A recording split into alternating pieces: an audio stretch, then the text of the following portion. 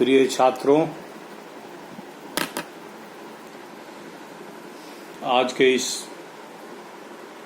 Audio class में एक बार फिर से स्वागत है। पिछले वर्ग में हमने सलाम कहानी के कथा वस्तु की चर्चा की थी। मैं doctor Akhilesh Kumar, associate professor Hindi विभाग, एचडी जैन कॉलेज आरा, और यह बतलाया था कि कहानी कला के जो अन्य तत्व हैं, आगे के क्लास में उन तत्वों पर चर्चा की जाएगी। तो कथा वस्तु के बाद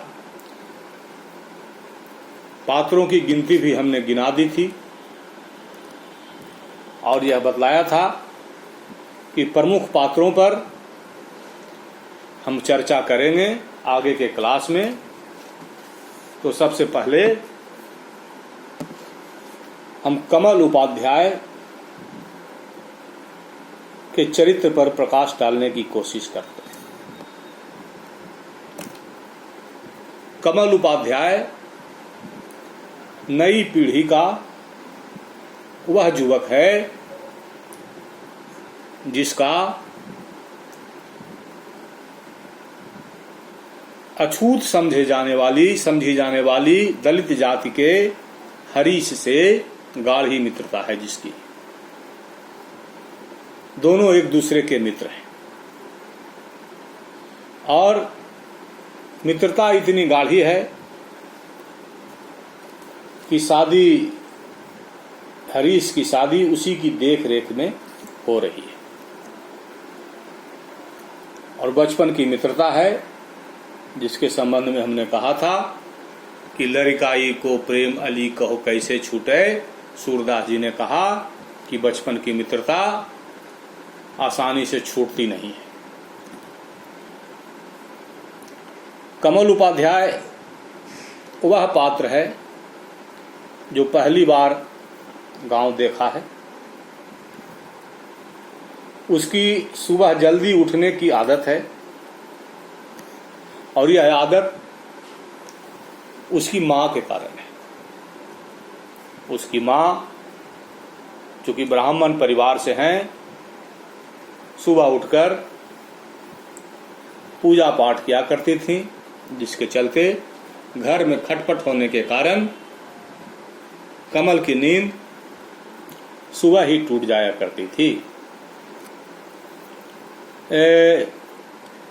उसे चाय की आदत है। उस चाय की आदत से पहले हम कमल की व्याख्या थोड़ी कर लें। कमल कीचड़ में ही खिलता है, मगर कीचड़ से निर्लिप्त रहता है। लेखक ने इस गैर दलित समुदाय के और सवर्ण समुदाय के ब्राह्मण परिवार के युवक का कमल नाम देकर बड़ा ही सार्थक प्रयास किया है, जो समाज के कीचड़, सामाजिक उलझन, सामाजिक विषमता सबको मित्रता पर न्यौछावर करता है। हमने बताया कि उसे चाय की आदत है। चाय पीने जाता है जहां सामाजिक विषमता की वास्तविकता से उसका साक्षात्कार उस चाय वाले बुद्धू के माध्यम से होता है,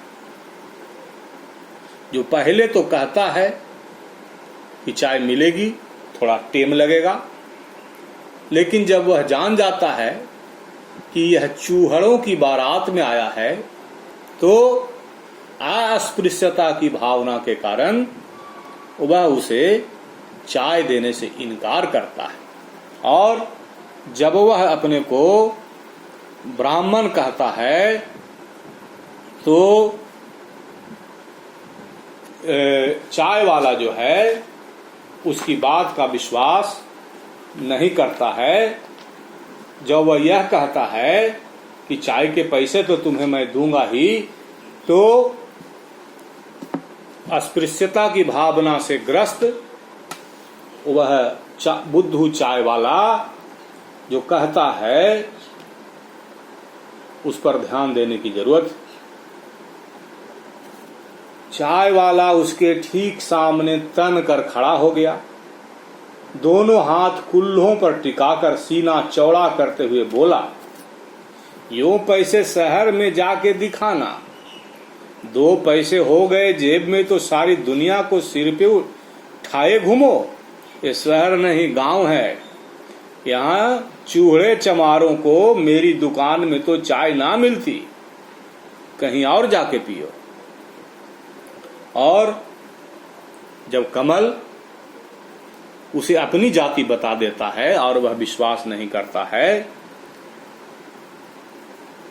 और कमल जब उसकी जाति पूछता है तो वह जवाब देता है, धधक कर जवाब देता है, कहता है मेरी जात से तुझे क्या लेना देना। इब चूहे चमार भी जात पूछने लगे। कलयुग आ गया है, कलयुग, अर्थात चूहे चमार समाज का अस्पृश्य वर्ग, दलित समुदाय को यह हक नहीं है कि वह किसी की जाति पूछे। समाज के गैर दलितों को यह हक है कि दलितों की जाति वह पूछे, और उसे यह विश्वास ही नहीं होता है कि चूहड़ों की बारात में कोई ब्राह्मण भी आ सकता है। इसलिए वह कहता है चूहड़ों की बारात में बामन, आश्चर्य होता है उसे, और उस पर वह विश्वास नहीं करता और वह सोचता है कि यह किसी तरह से हमसे चाय पीना चाहता है। तो कमल वह पात्र है जिसे चाय की आदत है, जाति का ब्राह्मण है, देहरादून से आया है। चाय के बहाने कमल का भरपूर अपमान होता है। अपमान इतना होता है कि बचपन में माँ द्वारा किया गया व्यवहार भी उसे स्मरण हो आता है। बचपन में 15 वर्ष पहले माँ ने भी इसी तरह का अपमान हरीश के साथ तब किया था जब कमल हरीश को अपने साथ उसे घर ले गया था। घर पर जब हरीश को खाने के लिए दिया गया था, हरीश ने पहला कौर उठाकर मुंह में रखा ही था कि कमल की मां ने पूछा, बेटे तुम्हारे पापा क्या करते हैं? जवाब देता है, जी नगर पालिका में सफाई कर्मचारी। इतना सुनकर कमल की मां आग बबूला हो जाती है और कमल के गाल पर झन्नाटेदार थप्पड़ जड़ देती है।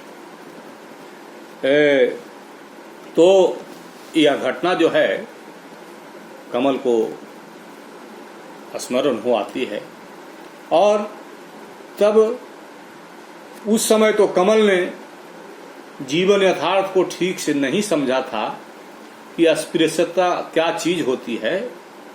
लेकिन आज जब हरीश की बारात में वह चाय के लिए गैर दलित दुकानदार के पास गया है और इस कारण उसे चाय नहीं मिलती कि वह चूहड़ों की बारात में आया है, तो समाज के संकोच, समाज के यथार्थ, समाज के खोखलापन, समाज के दकियानूसी ख्याल, समाज की रूढ़ मान्यताएं आज उसके सामने बिल्कुल स्पष्ट हो जाती हैं। यह भी ध्यान देने की बात है कि कमल जब हरीश को ले गया था तो हरीश के लौटने के बाद कमल की मां ने अपने घर को गंगा जल से धोया था। अस्पृश्यता की यह भावना इतनी कड़वी हमारे समाज में है, इसे हम कमल उपाध्याय की मां के चरित्र में देख सकते हैं। तो हरीश तो कमल वह चरित्र है जिसके बारे में हमने बताया, और पहली बार गांव आने पर कमल को जीवन यथार्थ का अनुभव होता है। यह नई पीढ़ी का युवक है जो रूढ़ विचारधाराओं को स्वीकारना नहीं चाहता, जो विचारधारा समय के ख्याल से आउटडेटेड है, उसको यह स्वीकार करना नहीं चाहता। लेकिन हमारी समाज व्यवस्था इस पढ़े लिखे वर्ग को खुलकर जीने से रोकने का भरपूर प्रयास करती है। यह हम कमल उपाध्याय के चरित्र के माध्यम से बखूबी देख सकते हैं। अब दूसरे पात्र पर हम दृष्टिपात करें। हरीश पढ़ा लिखा युवक है, दलित समुदाय का है। दलित समुदाय में भी अस्पृश्य अछूत जाति का है, चूहड़ा जाति से है, जो भंगी, मेहतर, चमार आदि की श्रेणी में यह जाति आती है, जिसे गंदा साफ करना जिसका काम है। लेकिन यह लड़का, चूंकि इसके पिता जो हैं नगरपालिका में सफाई कर्मचारी हैं, तो इस सफाई कर्मचारी होने के कारण, कुछ धन की व्यवस्था होने के कारण बच्चा पढ़ जाता है। तो हरीश पढ़ा लिखा दूल्हा है। पढ़ा लिखा दूल्हा है, अब पढ़ा लिखा होने के कारण ही समाज की ऐसी परंपरा जो कुरीति बन गई है, उसको यह स्वीकार नहीं करता है। हरीश जब सलाम की बारी आती है, गैर दलितों के घर घर जाकर निरीह प्राणी की भांति जब दूल्हा दुल्हन को उनके आशीर्वाद की बारी आती है, तो इससे हरीश का आत्मविश्वास हिल जाता है और वह सलाम के लिए तैयार नहीं होता है। और यह सलाम भी किनको? गांव के उन लोगों को जो या तो बहुत कम पढ़े लिखे हैं या अनपढ़ हैं। और यह सलाम किनके द्वारा? सलाम उस लड़की के द्वारा जो अकेली है अपने गांव में मैट्रिक पास करने। गैर दलित समुदाय जो अपने को बहुत श्रेष्ठ समझता है, ज्ञान के मामले में यहाँ पर इस अछूत समझे जाने वाले दलित समुदाय से बहुत पीछे है। सिर्फ खोखली मानसिकता में जीने वाला समुदाय है। तो हरीश सलाम से इनकार करता है। सलाम में उसे आत्मग्लानि का बोध होता है। इसलिए हरीश कहता है कि हम सलाम, वह सलाम पर जाने के लिए राजी नहीं होता है और उसकी विचारधारा से उसके पिता सहमत हैं। उन्होंने साफ कहा कि हम सलाम पर अपने लड़के को नहीं भेजेंगे। और हरीश जो है कहता है, मतलब कि सलाम के माध्यम से कपड़ा लत्ता, बर्तन, भाड़ा, नेक दस्तूर भी कुछ मिल जाता था, कुछ लाभ हो जाता था। लेकिन पढ़े लिखे हरीश की अंतरात्मा इस व्यवस्था को स्वीकार नहीं करती है। वह कहता है कि मुझे न ऐसे कपड़े चाहिए, न बर्तन, मैं अपरिचितों के दरवाजे सलाम पर नहीं जाऊंगा। हरीश ने इसके पूर्व भी देखा था कि सलाम में क्या होता है। सलाम में होता यह है, लेखक की पंक्ति है, हरीश ने जब जब भी किसी दूल्हे या दुल्हन को इस तरह दरवाजे दरवाजे घूमते देखा, उसे लगता था जैसे स्वाभिमान की चिंदी चिंदी करके बिखेरा जा रहा है। बाजे गाजे के साथ घूमता दुल्हा निरीह जीव दिखाई पड़ता था। दामाद हो या नई नवेली दुल्हन, सलाम के लिए घर घर जाने का रिवाज है जो हमने नहीं पुरखों ने बनाया था, लेकिन हरीश इस रिवाज को स्वीकार नहीं करता है। वह कहता है, आप चाहे जो समझें, मैं इस रिवाज को आत्मविश्वास तोड़ने की साजिश मानता हूं। यह सलाम की रस्म बंद होनी चाहिए। तो हरीश वह पढ़ा लिखा नौजवान है जो सामाजिक कुरीति का विरोध करता है। समाज की ऐसी मान्यता जिसका कोई औचित्य नहीं है, औचित्यहीन मान्यता का हरीश जो है विरोध करता है। वह कुरीतियों को स्वीकार नहीं करता है। हरीश नई पीढ़ी का संकेत है और भविष्य के समाज व्यवस्था का संकेत भी वह करता है कि पढ़ा लिखा नौजवान जब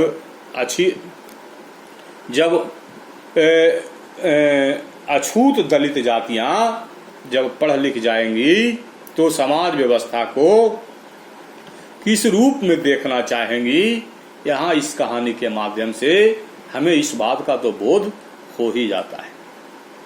अब हम तीसरे पात्र की ओर आते हैं, जो है दुकान वाला, चाय की दुकान वाला।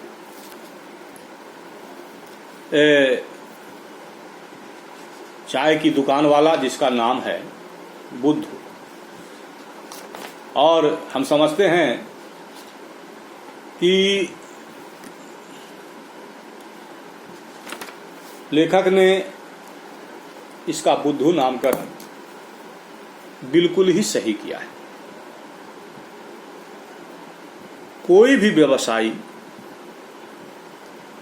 वर्ण और जाति के आधार पर अगर व्यवसाय की बात सोचता है तो वह सच्चा व्यवसायी नहीं हो सकता।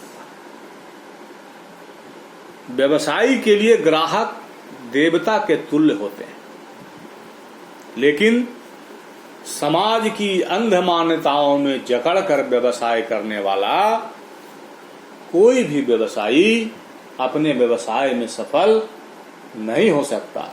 और बुद्धू एक असफल व्यवसायी है, असफल दुकानदार है, इसमें कोई संदेह नहीं। उसकी दुकान का जो चित्र लेखक ने प्रस्तुत किया है और उस चित्र के साथ बुद्धू का जो चित्र कहानीकार ने प्रस्तुत किया है, उसके माध्यम से यह साफ हो जाता है कि उसकी आर्थिक स्थिति क्या है। जरा इसको देख लिया जाए।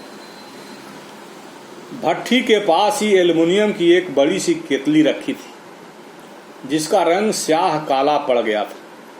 कुछ कांच के मटमैले गिलास, कप प्लेटें और शीशे के एक जार में कुछ बिस्कुट पड़े थे। भगोना बाहर से काला और भीतर से भूरा मटमैला दिखाई पड़ रहा था। आसपास मक्खियों के झुंड भिनभिना रहे थे। हम इसे दुकान का स्वाभाविक चित्र मान सकते हैं, इसमें कोई संदेह नहीं है। चबूतरे पर ही एक जर्जर सा बूढ़ा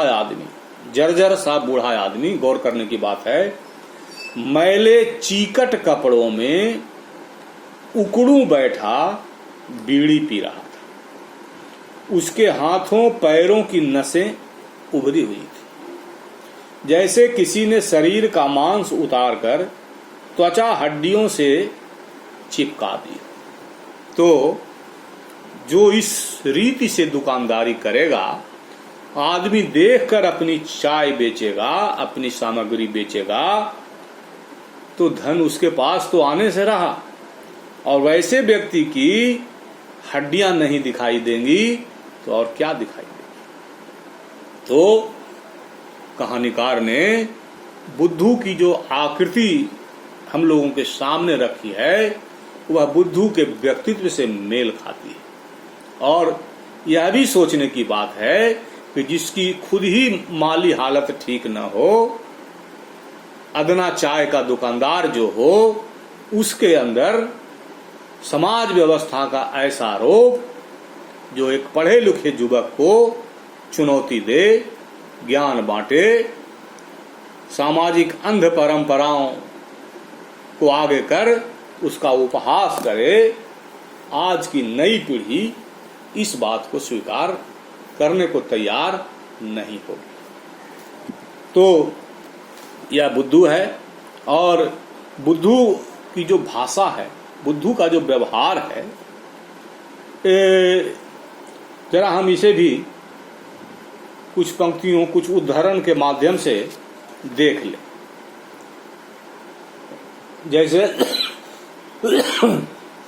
जैसे जब कमल कहता है कि अरे हम भी तो तुम्हें चाय के पैसे ही देंगे, ऐसा थोड़े है कि बिना पैसा के चाय पिएंगे, तो उसकी अस्पृश्यता की भावना उस पर हावी हो जाती है और उसका व्यवसाय जो है दब जाता है, और कहता है यो पैसे शहर में जाके दिखाना, 2 पैसे हो गए जेब में तो सारी दुनिया को सिर पर ढाए घूमो।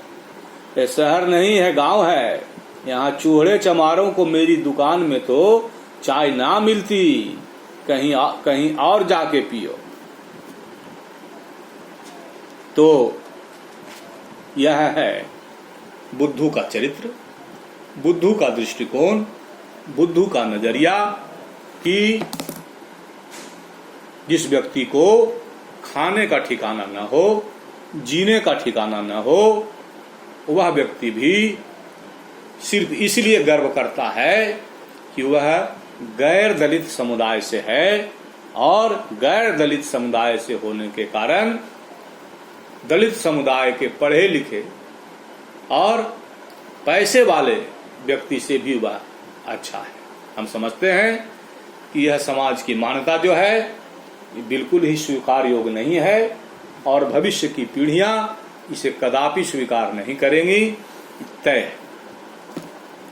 अब आगे हम देखते हैं, बुद्धू को देखने के बाद रामपाल को देखें। रामपाल जो कि रामपाल रांगड़, बबलू रांगड़ का कारिंदा है या पहलवान है। बबलू रांगड़ उस गांव का संभवतः सबसे मान्य प्राणी है। उसकी चौपाल पर ही सलाम से इनकार करने पर लोग इकट्ठे होते हैं। तो रामपाल का जो चित्र है, वह चित्र जो है बड़ा ही सुंदर चित्र है, जिसे लेखक ने उतारा है। दुबला पतला सा रामपाल सिकिया पहलवान था, गाल पिचके हुए, हड्डियां उभरी हुई, बारीक मूछें, तेल से चीकट बाल, कुल मिलाकर ऐसा हुलिया जिसे देखकर यह अंदाज बिल्कुल नहीं हो सकता था कि इस 1.5 हड्डी के आदमी का गांव भर में दबदबा है। अब सोच लीजिए, जिसके शरीर में देखकर ऐसा लगता है कि शक्ति नहीं है, उसी का गांव में दबदबा है। और यही वह रामपाल है जो सिर्फ इस शक्ति के कारण कि वह गैर दलित समुदाय से है और गांव के प्रभावशाली, सबसे प्रभावशाली प्राणी के यहाँ वह रहता है, उनका मातहत है, वह कमल को डांट पिलाता है। और देख लीजिए कैसी डांट लगाता है। ओ शहरी, जनखे हम तेरे भाई हैं, साले जवान संभाल के बोल, गाड़ में डंडा डाल के उलट दूंगा, जाके जुम्मन चूहड़े से रिश्ता बना। इतनी जोरदार लौड़िया लेके जा रहे हैं शहर वाले, जुम्मन के तो सींग निकल आए हैं। अरे लौड़िया को किसी गांव में ब्याह देता तो महारे जैसों का भी कुछ भला हो जाता। तो इसी से रामपाल के चरित्र का पता चलता है। वह गैर दलित जाति का किस तरह से अपमान कर सकता है, उसके लिए कितनी गंदी भाषा का प्रयोग कर सकता है, और अपने ही गांव की लड़की के लिए लौंडिया शब्द का प्रयोग करता है, और सिर्फ लौंडिया शब्द का ही प्रयोग नहीं करता है, बल्कि अपमानजनक बातें कहता है कि लौंडिया को किसी गांव में ब्याह देता तो महारे जैसों का ही कुछ भला हो जाता। अर्थात वह कन्या जो अकेली है उस गांव में, जिसने मैट्रिक पास किया है, उसके प्रति अपमानजनक शब्द है, उसकी मर्यादा के विपरीत। लेकिन इन शब्दों का प्रयोग रामपाल करता है, इसलिए कर पाता है कि वह गैर दलित है और समाज व्यवस्था में उसका दबदबा। तो इतना ही नहीं, बल्कि आगे भी वह जो है, जब कमल उसे यह ध्यान दिलाता है कि हम तो तुम्हारे गांव के अतिथि हैं और अतिथि सत्कार की परंपरा सांस्कृतिक परंपरा है, हमारी संस्कृति में है, अतिथि देवो भव, उसका भी तुम अपमान कर रहे हो। तो वह दुबला पतला रामपाल, उसमें जितनी शक्ति थी उस शक्ति से चीखता है और कहता है, जा चुपचाप चला जा, वरना एक भी जिंदा वापस ना जा सकेगा, ना वो लौंडिया ही जा पाएगी। कमल को धक्का देकर छप्पर नुमा दुकान से बाहर कर दिया रामपाल। तो यह विभेदकारी शक्तियां रामपाल के माध्यम से बोल रही हैं और रामपाल के ये बोल वचन अछूत दलित जातियों की सामाजिक स्थिति, सामाजिक शोषण, सामाजिक दंड, सामाजिक पीड़ा को बयान करने में सक्षम। इसके बाद हम लड़की की चर्चा कर लें। लड़की इस कहानी में प्रत्यक्ष रूप से कुछ नहीं बोलती, यह गौण पात्र है। पिता के साथ रही है, शहर में रहने के कारण मैट्रिक पास कर गई है, सुघड़ स्वभाव की है और मैट्रिक पास करने वाली गांव की पहली लड़की है। इस कहानी में इस कन्या में कोई ऐसा दोष नहीं बताया गया है जिसको आधार मानकर उसका अपमान किया जाए, बल्कि यह कन्या गांव के लिए गर्व है जो वह पहली लड़की होती है मैट्रिक पास करने वाली। लेकिन उसके इस गुण को मनुवादी व्यवस्था के लोग इस कारण नकारते हैं कि वह दलित के अंतर्गत बिल्कुल अछूत जाति से आती है।